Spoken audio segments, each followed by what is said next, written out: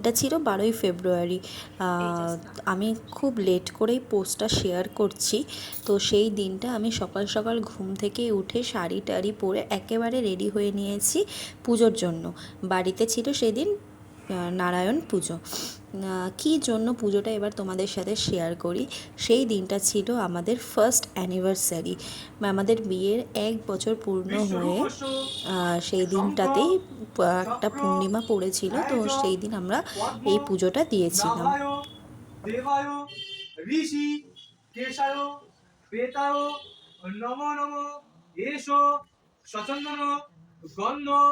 পুষ্প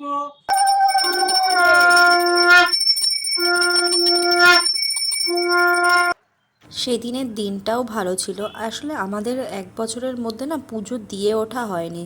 তো সেই দিনটা যেহেতু খুবই ভালো ছিল, আমাদের অ্যানিভার্সারি, অবশ্যই আমরা ঠাকুরের স্থানে যেতাম, কিন্তু সেই দিন যেহেতু পূর্ণিমা পড়ে গিয়েছে আর বাড়িতেই পুজো, তো আর আমাদের আলাদা করে মন্দিরে গিয়ে পুজো দিতে হয়নি, বাড়িতেই আমরা পুজো দিয়ে নিয়েছিলাম। যজ্ঞ করে যেভাবে পুজো হয় সেভাবে পুজো করে নিয়েছিলাম। আর রাতে ছিল একটা সামান্য আয়োজন। তো তার জন্য সোনাই মাংস ধুতে বসে গিয়েছিল। ওকে অনেকবার বারণ করেছি যে ধুতে হবে না, কিন্তু মানে মা বারণ করছিল, কিন্তু তাও ও বলছে না আমি পারবো, আমি ধোবো।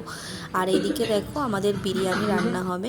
আমাদের একটা বৌদি আছে নিচে থাকে, ওই বৌদি খুব ভালো রান্না করে। তো আমরা বাড়ির কয়েকজন মেম্বার মিলে, আর আমার ওই বাড়ির শুধু মা বাবা ভাই, এই কয়জন মিলে আমরা রাত্রিবেলাটা একটু সেলিব্রেট করেছিলাম।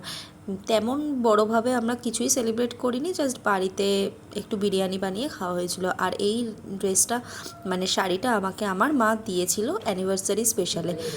আর এই আমাদের অ্যানিভার্সারির কেক। দেখো বেশি একটা লোক ইনভাইটেড সেদিন ছিল না, মানে কেউই ছিল না বলতে গেলে। আমার একটা ফ্রেন্ড কেয়া এসেছিলো আর প্রিয়া এসেছিলো, আর এদিকে আমাদের বাড়ির লোক, ব্যাস এই কয়জন মিলেই আমরা সেলিব্রেট করেছিলাম। আর এই যে আমাদের কেক অলরেডি দেখতেই পারলে চলে এসেছে।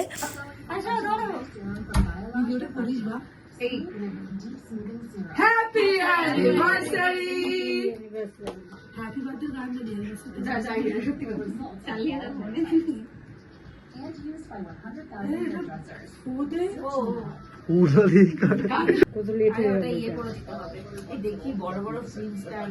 অনেকে ক্রিমটা দেয়, ওরা ফিটনেস ফ্রিক, ওইটুকু খেয়ে তো এইভাবে আমি সেদিনটা কাটালাম। ভিডিওটা ভালো লাগলে লাইক, কমেন্ট, শেয়ার আর চ্যানেলটাকে সাবস্ক্রাইব করে দিও। টাটা।